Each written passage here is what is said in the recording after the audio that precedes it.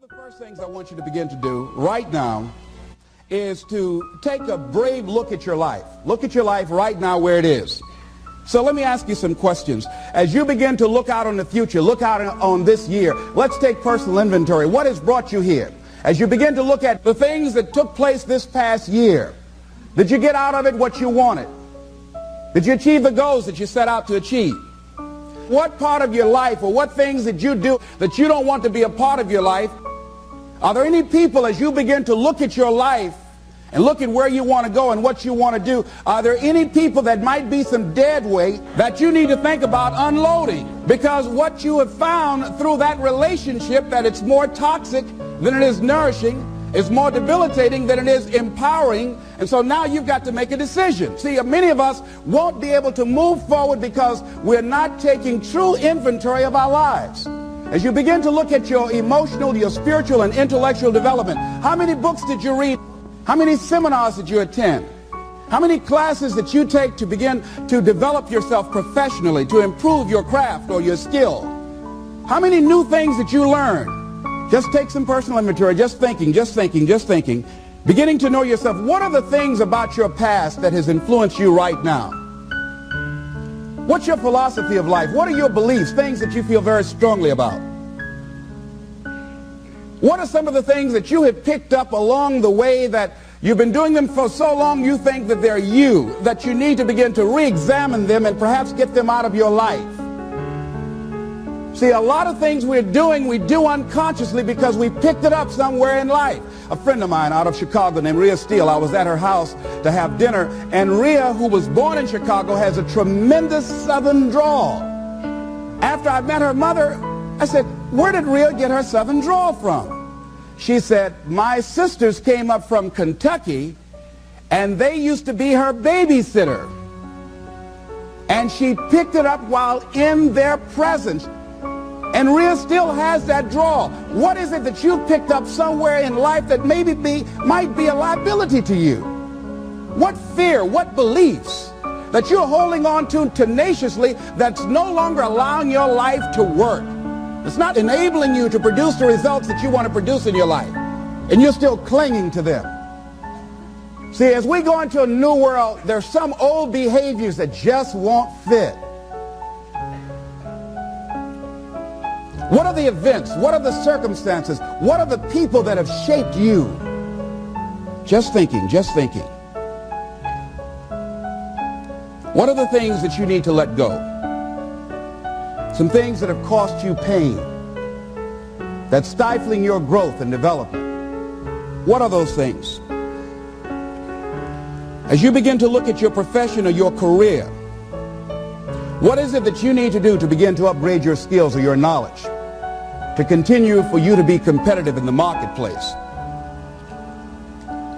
As you begin to look at yourself and ask some of these questions, what is something that you're good at? Are you living your passion? Are you living your dream? What do you regard as your greatest personal achievement? What is the one thing that other people can do to make you most happy? Let's think about these things. What would you do if you had 1 year to live and guaranteed success in anything you decided to do? What would that be? What would you do with your life if you had it to live over? Getting to know yourself. What is one value, one deep commitment from which you would never bulge? What is one cause that you would like to become involved in to make a difference on the planet? I work in the Cook County Jail in Chicago. It gives my life a great deal of joy and fulfillment. Have you found something like that in your life that you could enjoy doing, working with people? I have a friend that's working with physically handicapped people. She said it's been the most rewarding experience she's ever had. She used to be a constantly depressed individual, always feeling sorry for herself. It has changed her life. She's a grateful person. She's found something that she's lost herself in. What is your biggest setback, failure, or defeat of the past year? What is it about you, if somebody really knew, they wouldn't get into a relationship with you?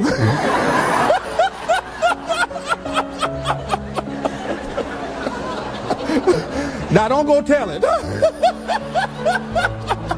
But once you acknowledge what that is, then start working on it and changing it. Change that. It's easy to blame the other person, but start taking ownership for where you are. Are you proud of how you have been living your life? Have you explored your natural talents, your gifts, by enthusiastically trying a variety of activities? Ladies and gentlemen, a lot of us have so much talent and abilities, we just put them back on the back burner or just left them aside someplace. Never did anything with them, never brought them out here. Used to do them extremely well in high school or college, or just had a natural gift and never did anything with it. What are you sitting on? What gifts are you sitting on? Have you resigned yourself to a life feeling that nothing can be done to change your future or your circumstances? Have you been afraid to try something different because you're afraid of how people will react to you or what they will think? Those are some of the things that I suggest that you begin to answer yourself. Now, here are some things that I suggest that you begin to look at working on to develop your character. Some things that will give you some personal strength. Webster says character building activities. He says character, the pattern of behavior or personality found in an individual or group. Moral strength, self-discipline, fortitude. That's what's going to be required in order to begin to manifest your greatness. Now, looking at yourself, one of the things I'm suggesting you look at, what is it that you need to be in the process of doing more of or less of? Like being more direct. So I used to have a problem of not telling people what I actually thought because I didn't want to hurt anybody's feelings. Saying no without feeling guilty. More focused. So I used to be the jack of all trades and master of none. Used to do a lot of things. One year I decided to do one thing well. I looked at all of my talents and I decided the strongest one, my ability as a speaker, that's the one I'm going to focus on. But I'm capable of doing a lot of other things. But only when I decided to focus that I begin to reap the rewards of my talent. And then after you do that, you can begin to expand and use the other talents that you have. Deciding to keep your word. If you just decide, I'm going to keep my word. If I say something, I'm going to do it regardless. Being more considerate. More trusting, more disciplined, being less fearful, being more adventurous. Find something that you can look at your life that you say, hey, I know I've got a problem in this area, being late. I need to take care of that. Procrastinating, I need to deal with that. Not taking care of business, being seriously not serious. Creating an imbalance in my life where I'm spending more time looking at television or having social fun and not spending enough time working on me. See, most people, ladies and gentlemen, spend more time working on their jobs than they spend working on themselves. They work harder on their jobs than they work on themselves. And whatever we achieve in life, whatever we create, whatever we're able to manifest comes out of the human mind. Now, I want you to think about 5 things that if you had the courage to do them, it will give you a feeling of satisfaction and self-respect. Think of 5 things that if you had the courage to do those things, you would feel a tremendous feeling of satisfaction within and self-respect. Take the time to write those things down, whatever they might be to you. It might be in your personal life. It might be in your friendships, your family relationships. It might be in your business. I was negotiating with a friend of mine that I admire a great deal. And this person went back on their agreement. And I did not challenge them on it. Number 1, because of my admiration for her.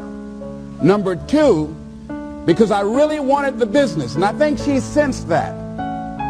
So I didn't want to seem too picky, and I was nervous about it. And I was cowardly, because I should have said, listen, that's not what we agreed to.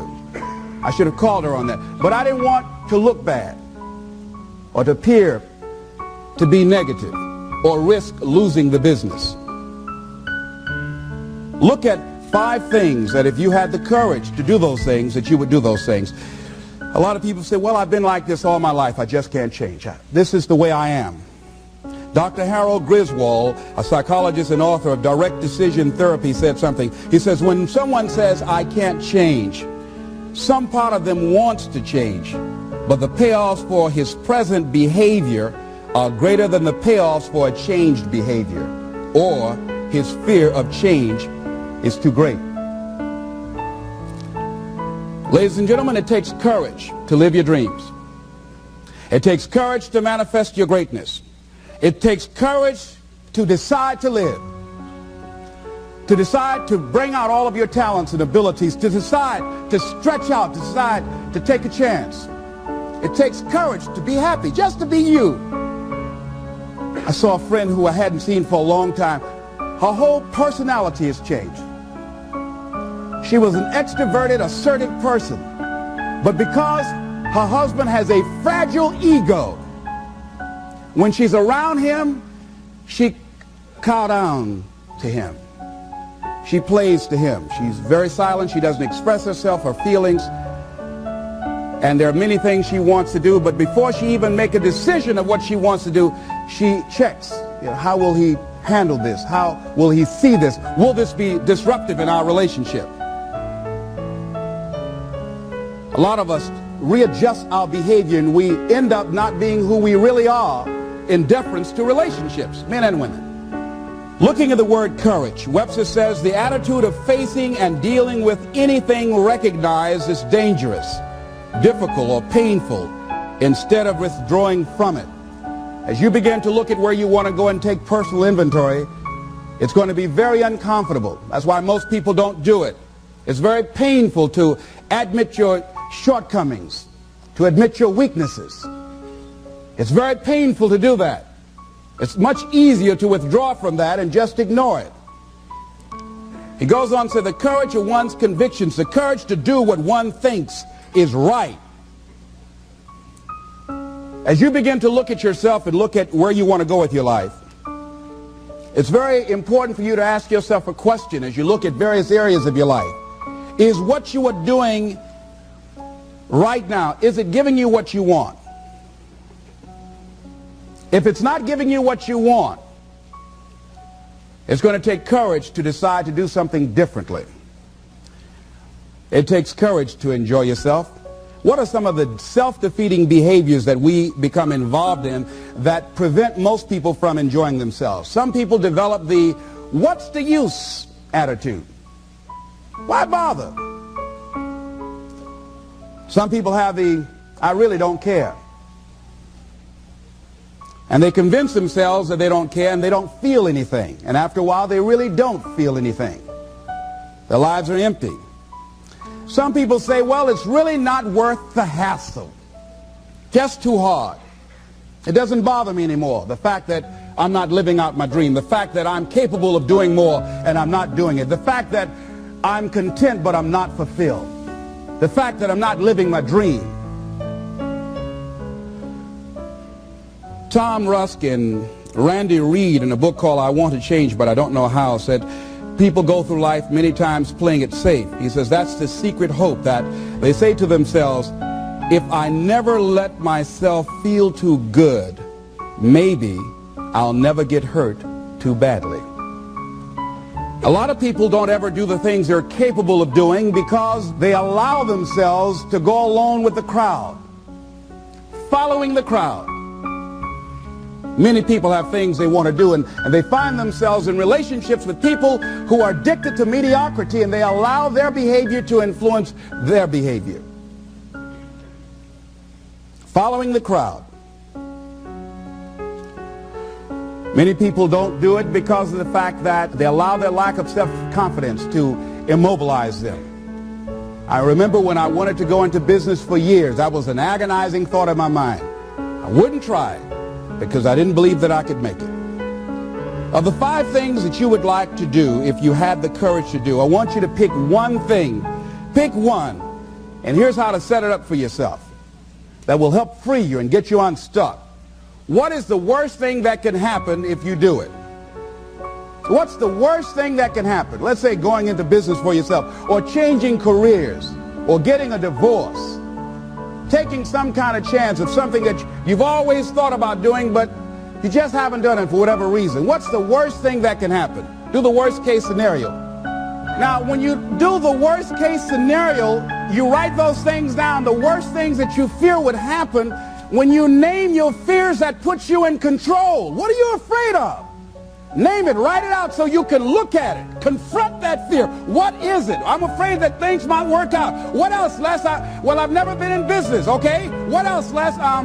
Well, I don't have all the help I need, okay? Good. What else, Les? Well, I don't have enough money, all right? Good. What else, Les? Well, I don't have a college degree. What else? I'm not as good as those other guys that I've seen up there speaking, okay? What else? Well, that's all I can think of right now. Okay, good. Now that takes you to the next step. What are the benefits? What are the benefits of your acting courageously, taking life on? Well, part of what happened was that I felt better within myself, and I had a strong sense of self-respect. Going into business for myself, I made a lot of mistakes. Sometimes I was down on myself. I felt stupid. I felt dumb because people who were in business said, why would you do something like that? Well, I didn't know. Boy, were you really dumb. And I used to chime in with them. Yes, I guess I was. I didn't know any better. But the other thing is, I had to say to myself, but I did it. I did, even if I made a flop of it, I did it. I took the chance. I took the leap. What are the benefits of your acting courageously? Whatever it is that you've identified. Write the benefits down. And then focus on them. Focus on the benefits. Not on the liabilities. Not on your fears. Focus on the benefits. That which you hold in consciousness tends to manifest itself. Think about how good you feel. Think about the level of increased self-respect, the sense of self-worth that you'll feel. How good you'll feel getting up in the morning, looking yourself in the mirror because you're taking life on. The other thing is acknowledge your fears and then go into action. This book is called Feel the Fear and Do It Anyway. That's it. See, I believe anybody who's ever done anything, who's ever taken a chance, doesn't mean that they're not afraid. Courageous does not mean being the absence of fear. I think that being courageous is willing to do it because that's what you feel, and you're going to do it anyhow, regardless. So you're not going to be immobilized by your fears or your doubts. You admit, okay, I'm scared to death. Now, okay, what is it that I must choose to do? Go ahead and experience that fear, but don't let that fear immobilize you. In what you've done with your life thus far, is it giving you what you want? Is it giving you what you want? When you look toward the future, when you look at all that's going on out here, is there some place within yourself you say, hey, I know I need to be out there in that arena. I know I can do more than what I've been doing. I know there's some great music that I have within me that I haven't brought out here yet. Is that something that you begin to look at within yourself? So I used to do that, and I used to go to big rallies and see guys up speaking when I wasn't courageous enough to go out there and say, hey, my name is Les Brown, the motivator, Mamie Brown's boy, I want to talk. I would never do that. I'd just be back there looking at them and want to get their autograph and would say, can I meet you, Mr. Wadley, or can I meet Mr. Zig Ziglar? Please tell him, who are you? Oh, Les Brown. Because I felt within myself I was a nobody. So who am I to go talk to these guys and go get their autographs? I like to do what you do.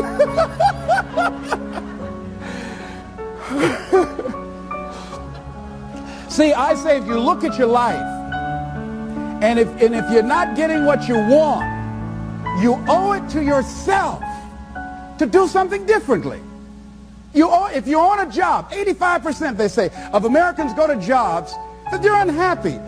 If you're doing something 8 hours a day that you don't like, it's not giving you what you want, it's not giving you a strong feeling of satisfaction and fulfillment, you're miserable, you hate to go there, you're depressed just thinking about it, you sing the Thank God It's Friday song every week,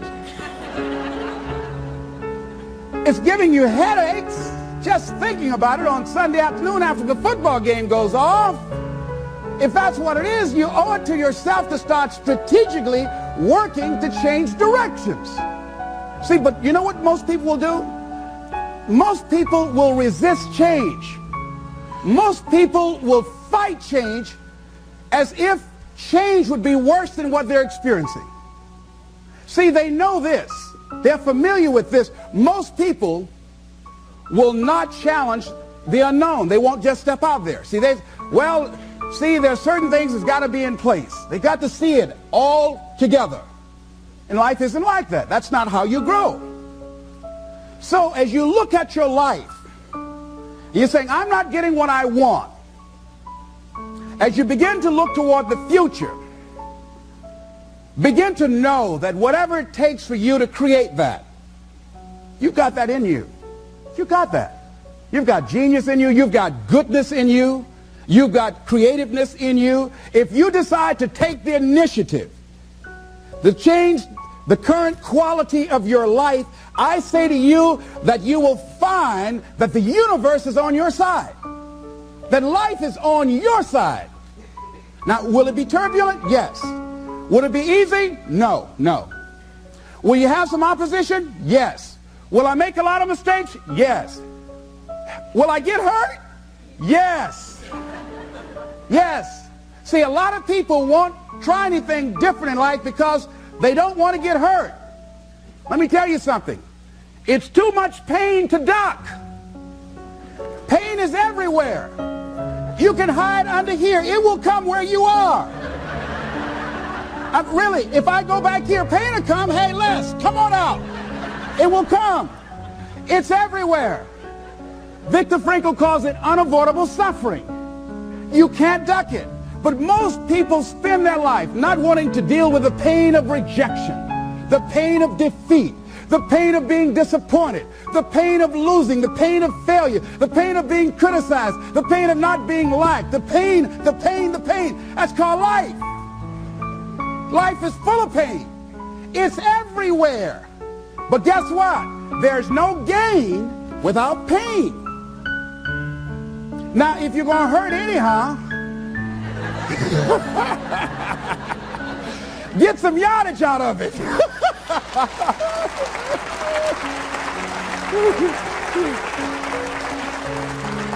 Because it's the pain of regret that you experience. If I had it to do over again, that's a pain. Don't you know that's something? When you know, I was in a seminar once and this lady stood up. If I had my life to live over again, she talked about all of the things that she would do. And you can feel the pain of regret in her voice. The pain of regret. She still experienced pain. She was trying not to experience the pain of defeat, the pain of disappointment, the pain of loss, the pain of lack of support. And she still experienced pain. It was right there. We can't get around it. Most people are governed by their habits, their fears, and the opinions of others. A lot of people never try anything differently because they have been convinced by people in their lives that they value that they can't do it.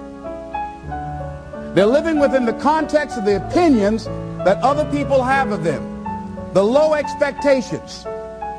Many people doubt themselves because when they thought about doing something at some critical point in their life, somebody they respected and honored, somebody they believed in, somebody that they loved, someone they trusted said, you can't do that. And they accepted that. That's why I didn't go off to college. I had an instructor that I believed who said, you're not college material, Mr. Brown. You're not as smart as your brother Wesley or your sister Margaret Ann. You're not college material. Why don't you try and get you a job at the post office? Try and do something with your hand, or go down to the Miami City Sanitation Department and see can you get a job there. Or why don't you try and go into the Army? I took that test, Mr. Tellers, already. And what happened? I failed. I told you. Anybody fail the Army test, you're really in trouble. So I went down to the sanitation department to try and get a job. because that's what I believe was possible for me. As you look at your life, ask yourself the question, what would your life be like? What would your life look like if you decided not to care what people thought of you? What would your life be like if you decided to give up some of your fears? What would your life be like if you decided to become courageous? What would your life be like? If you decided to act on your dream, if you did what you felt in your heart. You know what courageous means? Tom Rusk and Randy Reed said. They said that courage comes from a French word which means of the heart. How does it feel to you? He says that courage, you know, it takes courage to live. Says most people go through life not allowing themselves to step out because they don't want to let go. They don't want to be blown around. They don't want to be moved. The courage to face life's whirling wind of contradictions. The courage to love yourself. The courage to love. For years, I was afraid to love. The courage to take a chance. The courage to be who you are. He says courage isn't for somebody else, for medals, applause, or moral debts. Courage is what at that moment feels most right for you. Not just situational ethics, but what feels right in your heart. The word of the heart. What feels right in your heart. One great philosopher says, cowards die many times before their deaths. The valiant never taste of death but once. What does that mean? That valiant people aren't afraid? No, no, no. It means that they experience that fear and they move forward. They move forward anyhow. Many people are dead now. Many people are allowing their dreams to die. Many people are allowing their ideas to lie dormant and collect dust. Many people have all this talent and ability that they are allowing to be buried inside of them, that they will take with them to their graves because they didn't have the courage to be who they are. And I say, as you begin to look toward the future and manifesting your greatness, it's going to take everything in you, that your life deserves the concentrated effort to begin to look at how is it that I can express more of me? How is it that I can bring my ideas out here now? How is it? And start living with a sense of urgency, because you're here today, you're gone today. Life is unpredictable. It's uncertain. There are no guarantees. No guarantees out here at all.